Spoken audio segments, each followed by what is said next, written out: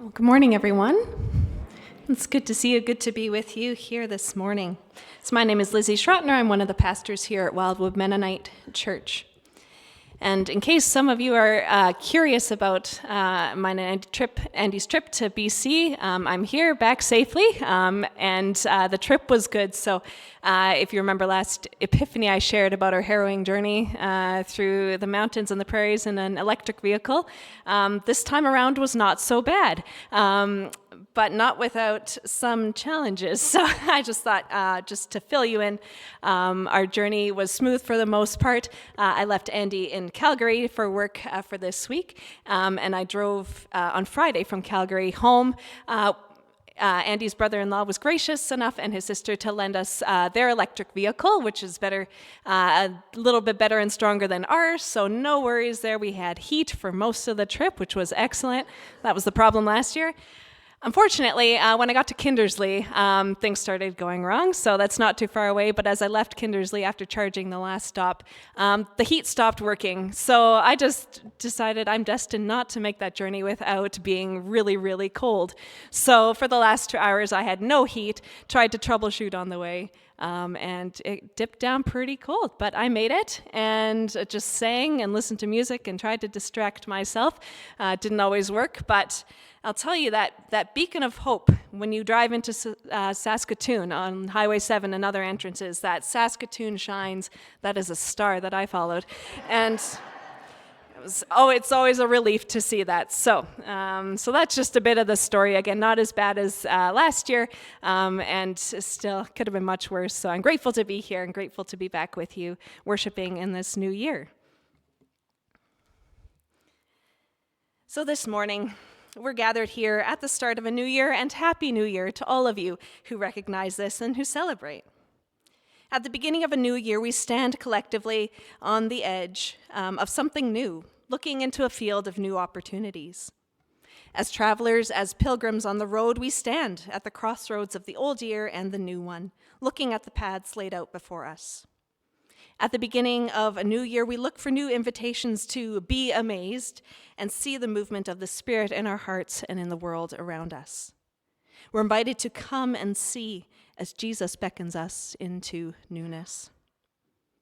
So in the church, Epiphany, which is both a holy day, a feast day, and a season, is an opportunity to come and see what Jesus is all about.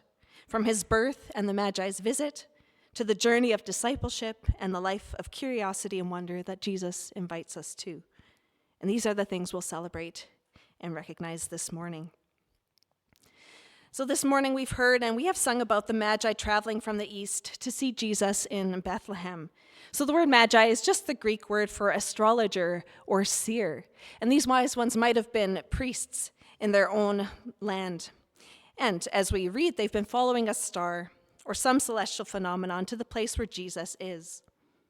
Now, it's interesting that Matthew's gospel is the only one that has this story, but it's become a huge part of the nativity narrative for all of us. This is in part due to early Christian literature, which added some details or filled in some of the gaps, and it's shaped much of how we imagine these, the three wise men that we've read about, sung about, and recognized for centuries. But the inclusion of the Magi in Matthew's gospel and their prominence in the Christian imagination is celebrated at Epiphany as a revelation of God's all-encompassing love and inclusion of all people in God's kingdom. Earlier in the Christmas story, we read about the prophet in the temple, Simeon, who, upon seeing and holding the infant Jesus, declares that, "My eyes have seen your God's salvation, which you have prepared in the presence of all peoples, a light for revelation to the Gentiles and for glory to your people, Israel."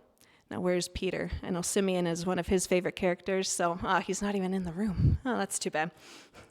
Anyway, the nations, in the case of the Magi, have come and seen God's promises fulfilled in this little one, and they are overwhelmed with joy, we read in Matthew 2. And these foreign ones, who are important in their own right, they recognize the good news, and they humble themselves, kneeling in worship. Now, it's unclear how the Magi understood their journey and their role in this story, this very humble and this very Jewish story of origins, but that's not the point. I think the deeper implications are found in the story of their journey and how they responded to different invitations to come and see.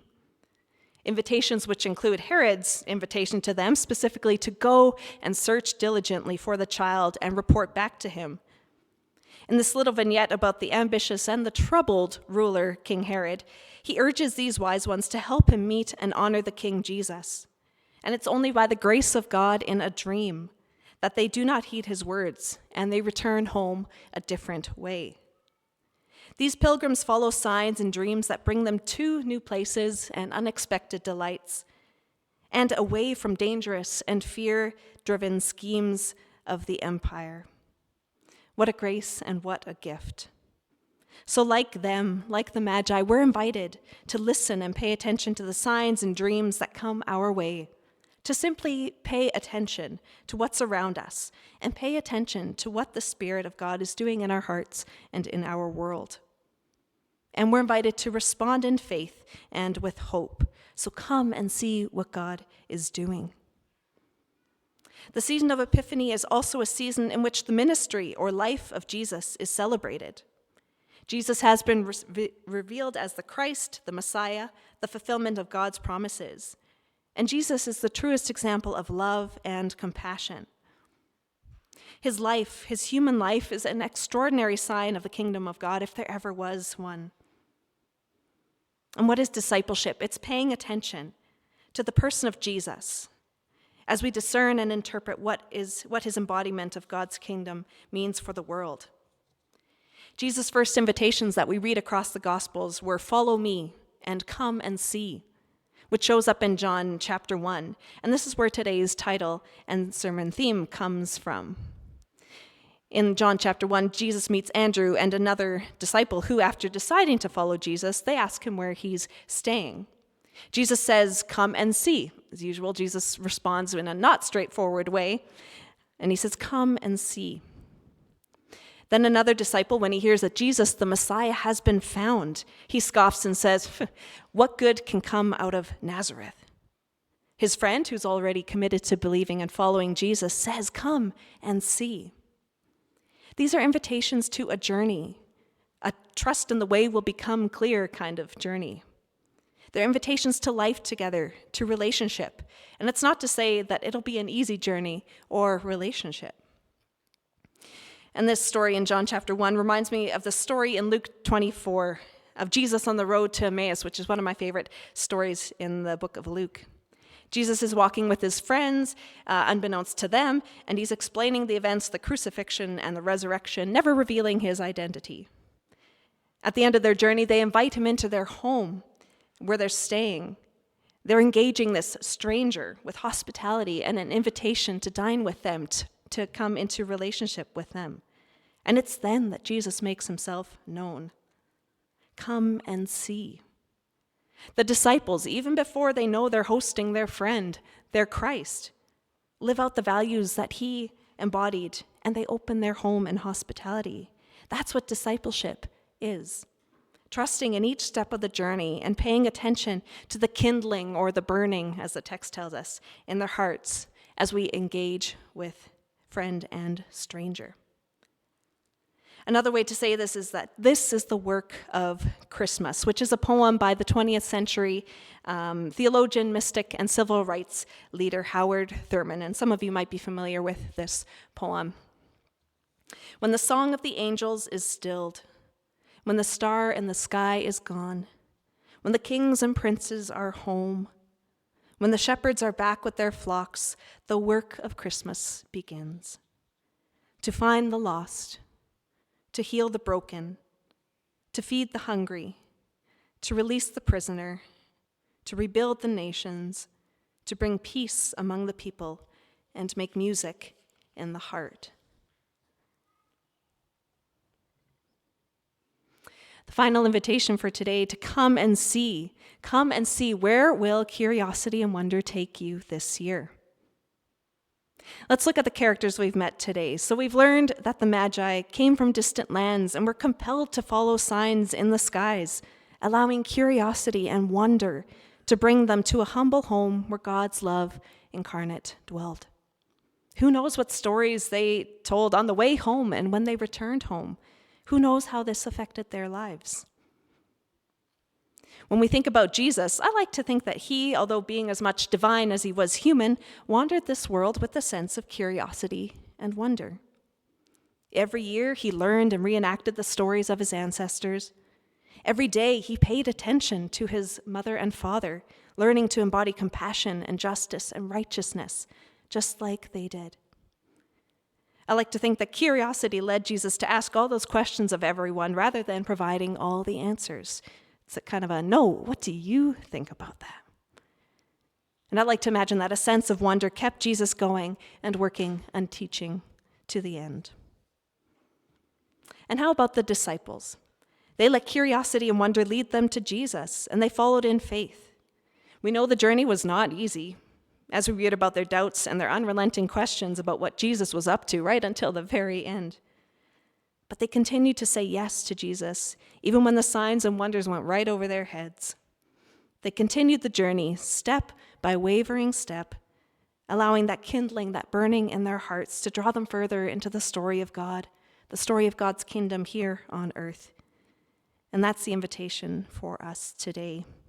So come and see. Come and see where Jesus is staying.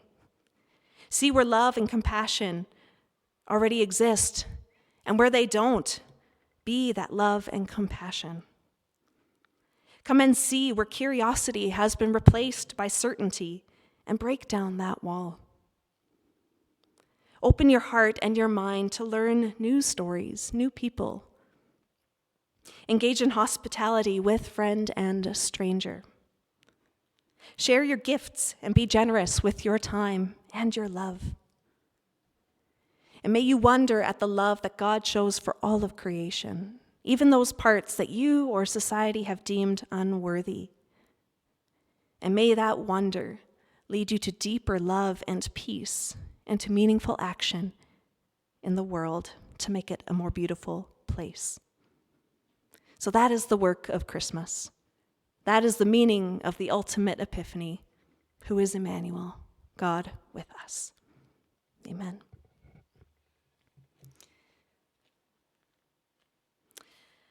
I'd like to share a poem, a blessing, as we move forward. Before I call Mark up and Joe to offer a sending for Mark, who is leaving us this week on a new adventure.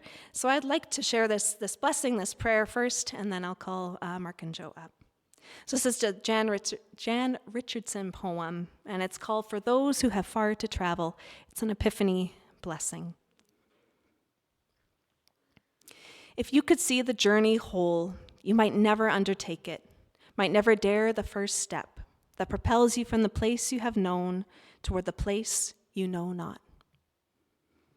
Call it one of the mercies of the road, that we see it only by stages, as it opens before us, as it comes into our keeping, step by single step.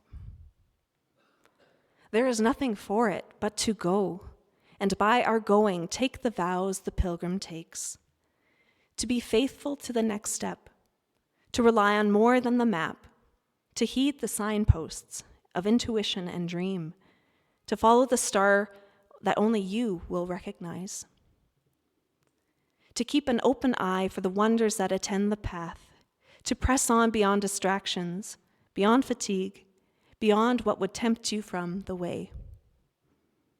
There are vows that only you will know, the secret promises for your particular path, and the new ones you will need to make when the road is revealed by turns you could not have foreseen. Keep them, break them, and make them again. Each promise becomes part of the path. Each choice creates the road that will take you to the place where at last you will kneel to offer the gift most needed, the gift that only you can give before turning to go home by another way.